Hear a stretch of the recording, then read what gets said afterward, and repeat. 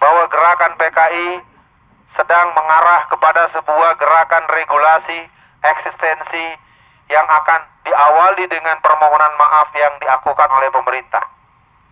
Jadi perlu kita lihat ada sambungan dari semua gerakan ini, yang mana mereka mengatakan apabila pemerintah sampai pada pernyataan permohonan maaf kepada PKI, maka secara otomatis kaum PKI akan melakukan pengambil alihan aset daripada apa yang dianggap punya mereka pada tahun 60 menjelang G30 SPKI.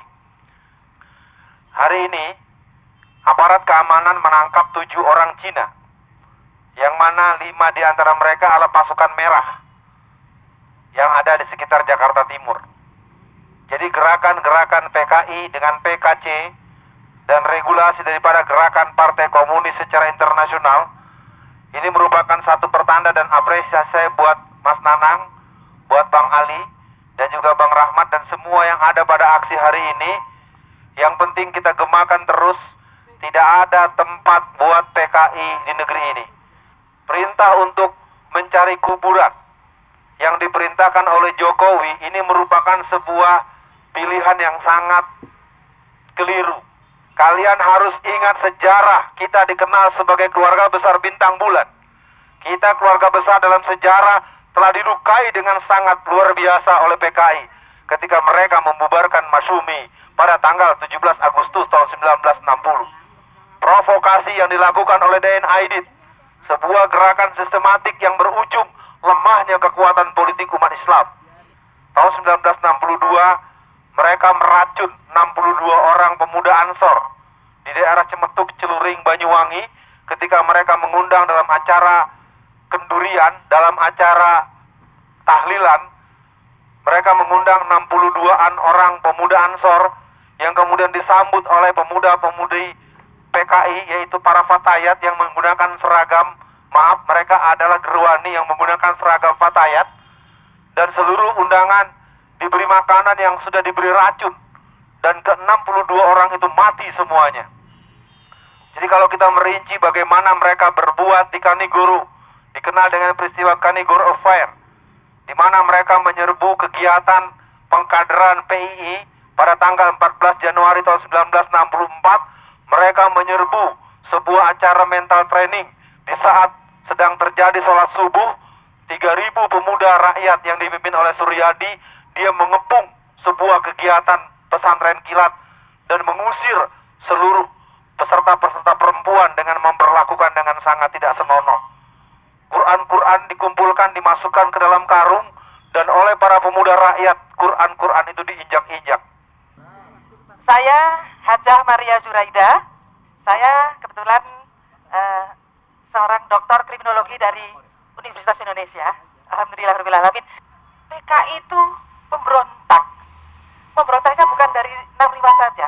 Dari tahun 45. Bayangkan, ini kronologisnya ada dari 45, 65.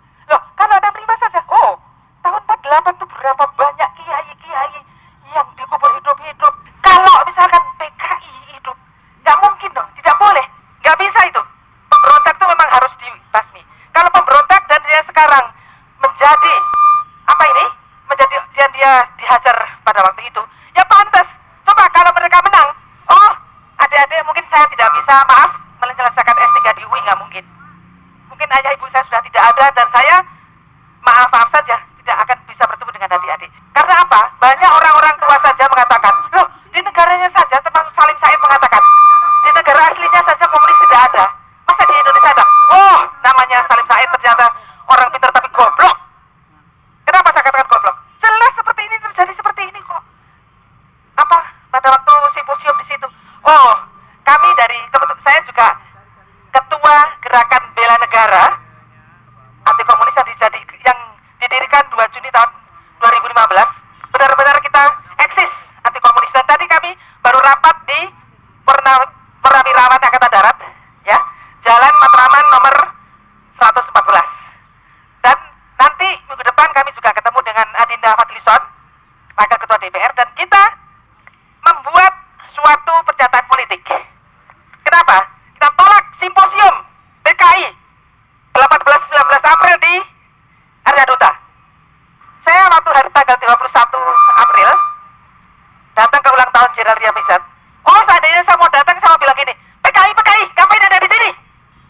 Karena Jenderal Riamizat pada waktu itu beliau ada acara dan tidak bisa ke situ. Aduh, betapa greget beliau. Makanya yang disampaikan di itu ya, apa, media-media sosial, Jenderal Riamizat mengatakan apa? PKI itu memberontak. Bukan korban, korbannya adalah kita-kita. Itu loh. Ya toh, terakhir dengan jenderal-jenderal seperti itu. Jenderal dibunuh seenaknya, masa seperti itu? Ya toh, masa itu korban? Korban apa? Pelaku kok. Dibilang korban, kita minta maaf tak usah ya. Kami anak-anak muda melahirkan barisan Garuda Pancasila untuk mengkonsolidasikan diri untuk mengkonsolidasikan diri kepada seluruh rakyat Indonesia. Konsolidasi ini tidak hanya dilakukan lewat orasi-orasi panggung ini. Kita akan melakukan konsolidasi besar, yaitu insya Allah pada tanggal 20 Mei tahun 2016 yang akan datang, kita akan mencanangkan posko-posko kewaspadaan, posko-posko kesiagaan terhadap bangkitnya komunis gaya baru tersebut. Di Menteng Raya 58 inilah barisan Garuda Pancasila mengkonsolidasikan diri. Kita tidak boleh lupakan sejarah. Kita harus tolak PKI bila perlu. Kalau ada acaranya kita bubarkan saja. Tapi yang mana pada saat acara di area duta, pihak kepolisian dan TNI sepertinya berpihak kepada pihak PKI. Kami undang Komandan Korpus Brigade Pelajar Islam Indonesia, Bapak Supian Suri Muhammad Ali Hamzah, SE, yang senantiasa menolak adanya gerakan-gerakan komunis. Bapak Ali Hamzah ini, Bunda, yang ketangkap pada saat orasi menolak simposium 65 di Gedung Arya Duta. Inilah pahlawan kita, Bapak Ali Hamzah. Ada kekhawatiran yang mendalam.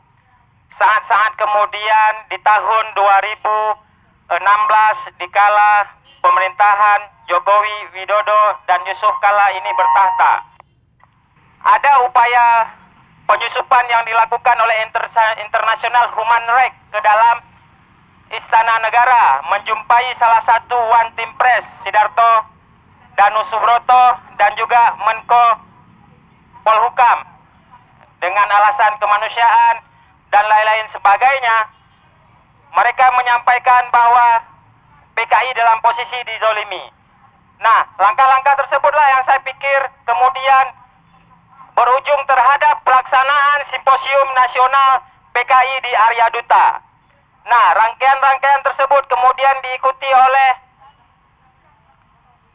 pelaksanaan Festival Belok Kiri. Waktu itu kemudian kita bereaksi untuk ikut membubarkannya. Kita menyelenggarakan konferensi pers.